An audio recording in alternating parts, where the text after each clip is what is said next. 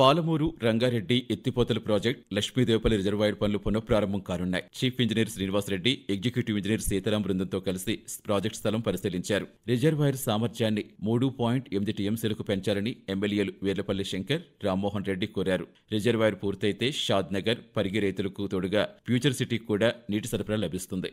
Future సిటీలో భాగంగా ORR exit నుంచి మీరాఖాన్పేట ఫార్మా రహదారి వరకు 20 కిలోమీటర్ల రేడియల్ రోడ్డుకు భూసేకరణలో ముందడుగు పడింది. రంగారెడ్డి జిల్లా కందుకూరు ఎంపీడీఓ కార్యాలయంలో అదనపు కలెక్టర్ చంద్రారెడ్డి రైతులకు పరిహారం చెక్కులు అందించారు. రాచలూరులో 34 ఎకరాలకు 43 మంది రైతులకు, తిమ్మాపూరులో 4.34 ఎకరాలకు 6 మందికి నష్టపరిహారం అందించారు. రంగారెడ్డి జిల్లా కందుకూరు మండలం తిమ్మాపూరులో పారిశ్రామిక పార్కు కోసం 566 ఎకరాల అసైన్డ్ భూముల సేకరణపై ఆర్డీఓ జగదీశ్వరరెడ్డి సమక్షంలో గ్రామసభ జరిగింది. ఎకరాకు 59,40,000 రూపాయల పరిహారం ప్రభుత్వం చెల్లిస్తుందని అధికారులు చెప్పినా భూములే తమ జీవనాధారమని ఇచ్చేది లేదని రైతులు స్పష్టం చేశారు. అసైన్డ్ భూములకు పట్టాలిస్తామని గతంలో చెప్పినట్టుగా ఇప్పుడు పట్టాలివ్వాలని వారు డిమాండ్ చేశారు.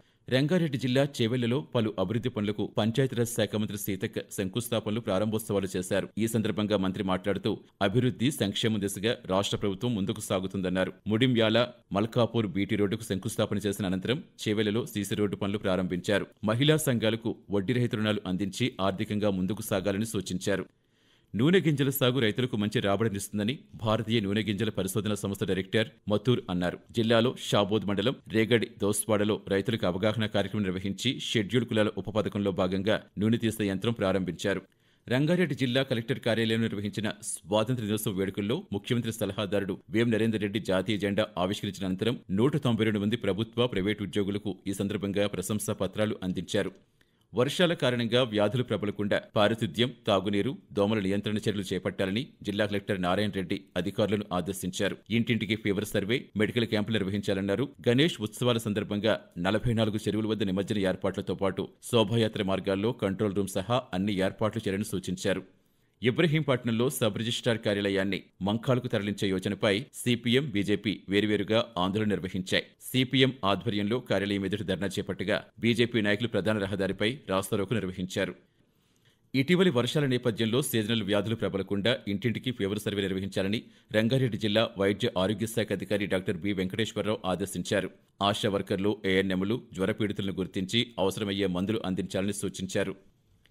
కేంద్ర మత్స్య పశుసంవర్ధక శాఖ మంత్రి ఎస్పీ సింగ్ బఘేల్, మల్కాజ్గిరి పార్లమెంట్ సభ్యులు ఈటెల రాజేందర్తో కలిసి జిల్లాలో గూడూరు గేట్ వద్ద నర్ర రవికుమార్ ఏర్పాటు చేసిన చేపల పెంపకం కేంద్రం పరిశీలించారు.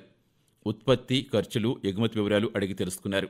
మహిళలకు 33% రిజర్వేషన్ కల్పించే చట్టం అమలు చేసేందుకు కేంద్ర ప్రభుత్వం కృషి చేస్తోందని బీజేపీ రాష్ట్ర అధ్యక్షులు రామచంద్రరావు అన్నారు. రైతులకు యూరియా కొరత లేకుండా చర్యలు తీసుకోవాలని షాద్ నగర్ ఎమ్మెల్యే వీర్లపల్లి శంకర్ వ్యవసాయ శాఖ మంత్రి తుమ్మల నాగేశ్వరరావును కోరారు. అలాగే జిల్లేడ్ చౌదరిగూడలో వ్యవసాయ మార్కెట్ యార్డు మంజూరు చేయాలని కూడా ఆయన విజ్ఞప్తి చేయగా మంత్రి సానుకూలంగా స్పందించినట్టు చెప్పారు.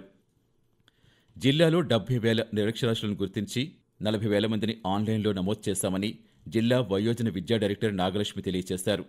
జిల్లాలో షాద్ నగర్లో నిర్వహించిన సాక్షరత నవభారత్ శిక్షణ కార్యక్రమంలో ఆమె మాట్లాడుతూ గ్రామస్థాయిలో విద్యా వాలంటీర్లతో సమన్వయం చేస్తూ 100% సాక్షరత సాధించాలని సూచించారు. జిల్లాలో కురిసిన వర్షాలకు వాగులు నిండిపోయాయి. చెరువులు అలుగుపారుగా పంటలు నీట మునిగాయి. వరి, పత్తి, మొక్కజొన్న పంటలు దెబ్బతిన్నాయి. రహదారులపై గుంతలు పడడంతో ప్రయాణికులు తీవ్ర ఇబ్బందులు ఎదుర్కొన్నారు. కందుకూరు మండలం మహమ్మద్ నగర్కు చెందిన సినీ నిర్మాత మహమ్మద్ ఆసిఫ్ జానీకి భారత్ కే అన్మోల్ 2025 జాతీయ అవార్డు దక్కింది. ఢిల్లీలో జరిగిన కార్యక్రమంలో మాజీ క్రికెట్ కెప్టెన్ అజారుద్దీన్, కేంద్ర మాజీ మంత్రి అనురాగ్ ఠాకూర్ చేతుల మీదుగా ఆయన ఈ అవార్డు అందుకున్నారు. రంగారెడ్డి జిల్లా ఇబ్రహీంపట్నంలో వాస్ గురుకుల విద్యాపీఠంలో జరిగిన రాష్ట్ర స్థాయి అండర్-15 వాలీబాల్ పోటీల్లో బాలురు విభాగంలో భద్రాద్రి కొత్తగూడెం విజేతగా ప్రథమ స్థానంలో నిలువగా రంగారెడ్డి జట్టు ద్వితీయ స్థానంలో నిలిచింది.